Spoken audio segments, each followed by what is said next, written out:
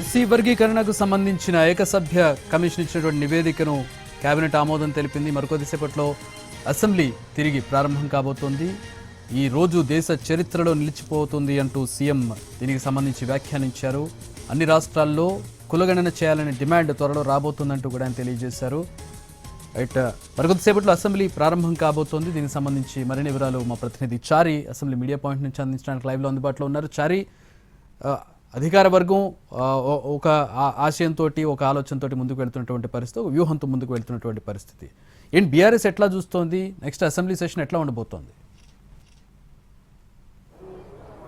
Right, కొద్దిసేపటి క్రితమే cabinet సమావేశం ముగిసింది. ఈ సమావేశం తర్వాత సీఎం రేవంత్ రెడ్డి మీడియాతో లాబీలో చిట్చాట్ చేశారు.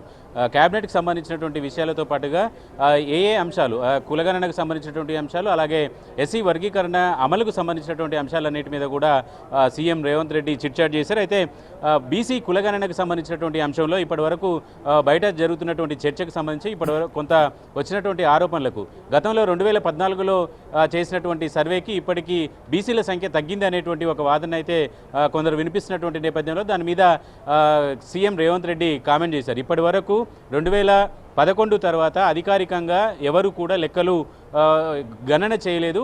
గణన చేయనప్పుడు వాటికి శాంటిటీ ఏంది అనేటువంటి అంశాన్ని కూడా ప్రశ్నించారు. 2014లో సర్వే చేశామని చెప్తున్నటువంటి వాళ్ళ లెక్కల్ని మేము పరిగణలోకి తీసుకోవడం లేదనేటువంటి అంశాన్ని కూడా చేశారు.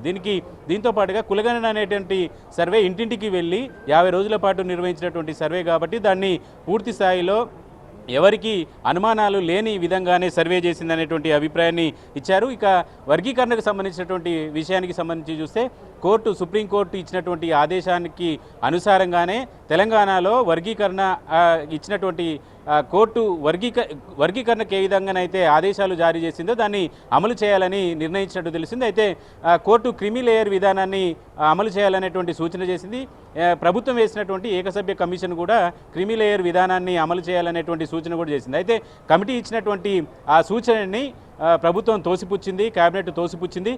క్రిమి లేయర్ అనేటువంటిది విధానం లేకుండా ఈ ఎస్సీ వర్గీకరణకు సంబంధించి కోర్టు ఇచ్చినటువంటి విధంగానే అమలు చేయాలని కేబినెట్ అప్రూవల్ చేసిందని కూడా సీఎం రేవంత్ రెడ్డి స్పష్టం చేశారు. అయితే మిగతా వర్గాల నుంచి వస్తున్నటువంటి వ్యతిరేకతకు సంబంధించి, నిరసనకు సంబంధించినటువంటి అంశం మీద ఆయన స్పందిస్తూ కోర్టు ఇచ్చినటువంటి తీర్పుకి అనుగుణంగానే మేము నిర్ణయం తీసుకున్నటువంటి నేపథ్యంలో ఒకవేళ అన్యాయం జరిగింది అనేటువంటి వాళ్ళు ఎవరైనా ఉన్నా సరే వాళ్ళు కోర్టుకు వెళ్ళి తమ వాదనలు వినిపించుకోవాలనేటువంటి సూచన కూడా చేశారు సీఎం రేవంత్ రెడ్డి.